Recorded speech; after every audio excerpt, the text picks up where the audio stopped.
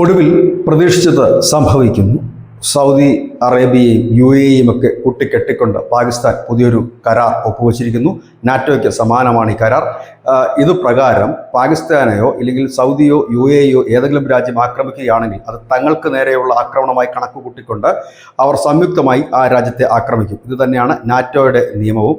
അതിന് സമാനമായ രീതിയിലാണ് സൗദിയുമായിട്ടായിരുന്നു ഇന്നലെ പാകിസ്ഥാൻ ഈ കരാർ ഒപ്പുവെച്ചത്. തൊട്ടു പിന്നാലെ UAEക്ക് ആണവ സംരക്ഷണം നൽകുമെന്നും പാകിസ്ഥാൻ അറിയിച്ചു കഴിഞ്ഞിരിക്കുന്നു.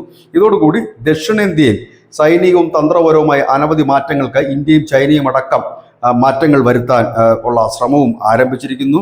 UAEയുമായി ഇന്ത്യക്ക് വളരെ ആഴത്തിലുള്ള സാമ്പത്തിക സാങ്കേതിക ബന്ധങ്ങൾ ഉള്ളതാണ്. ഇനി ഭാവിയിലുള്ള ഇന്ത്യ പാക് സംഘർഷങ്ങൾ കൂടുതൽ മേഖലകളിലേക്ക് വ്യാപിക്കും എന്ന കാര്യവും ഉറപ്പാണ്. കാരണം ഈ കരാർ നിലവിൽ വരുമ്പോൾ ഇന്ത്യ പാക് സംഘർഷത്തിലേക്ക് UAEയും സൗദി അറേബ്യയും ഓട്ടോമാറ്റിക്കായി വരുന്ന രീതിയിലാണ് ഇപ്പോൾ ഈ കരാർ രൂപപ്പെടുത്തിയിരിക്കുന്നത്. ഏതായാലും ഇതോടെ ഇന്ത്യയുടെ വടക്ക് പടിഞ്ഞാറൻ അതിർത്തിയിൽ അതിനൂതനമായ സാങ്കേതിക വിദ്യയോടെ ത്വരിതഗതിയിൽ ഇപ്പോൾ സൈനിക നീക്കം നടത്തുകയാണ്. ഇതിനിടയിൽ ഇന്ത്യ ചൈന ബന്ധം കുറച്ചുകൂടി ഊഷ്മളമാകുന്നു എന്നുള്ള ഒരു വാർത്ത കൂടി ഇതിനോടൊപ്പം വരുന്നു.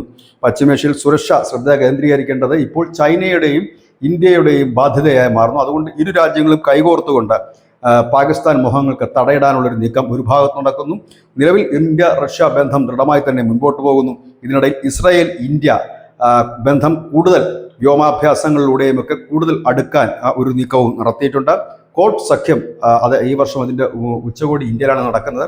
അതും ശക്തമാക്കാൻ തീരുമാനിച്ചിരിക്കുന്നു. അതായത് ഒരു ഭാഗത്ത് ഇത്തരത്തിലുള്ള സഖ്യങ്ങൾ രൂപപ്പെടുമ്പോൾ മറുഭാഗത്തും സഖ്യങ്ങൾ ഒരുങ്ങുകയാണ്. അതായത് ഇന്ത്യ ഏതായാലും ഗൾഫ് രാഷ്ട്രങ്ങളെ ബോധ്യപ്പെടുത്തും തങ്ങൾ പാകിസ്ഥാനെതിരെയല്ല ആക്രമണം, പാകിസ്ഥാനിൽ സ്ഥിതി ചെയ്യുന്ന ഭീകര കേന്ദ്രങ്ങൾക്കെതിരെയാണ്, അത് ഭാവിയിലും വേണ്ടിവരും എന്നുള്ള കാര്യം UAE അടക്കമുള്ള അറബ് രാഷ്ട്രങ്ങളെ ഇന്ത്യ അറിയിക്കും. UAE അടക്കമുള്ളവയെ ഈ കരാറിൽ നിന്ന് പിന്മാറ്റാനുള്ള ശ്രമങ്ങൾ മറ്റു രാജ്യങ്ങളും നടത്തും. ഏതായാലും നിലവിൽ അമേരിക്കയ്ക്കും വലിയ താല്പര്യമുള്ള കേസല്ല ഇത്തരത്തിലുള്ളൊരു പുതിയ പാകിസ്ഥാന്റെ നീക്കം. News desk.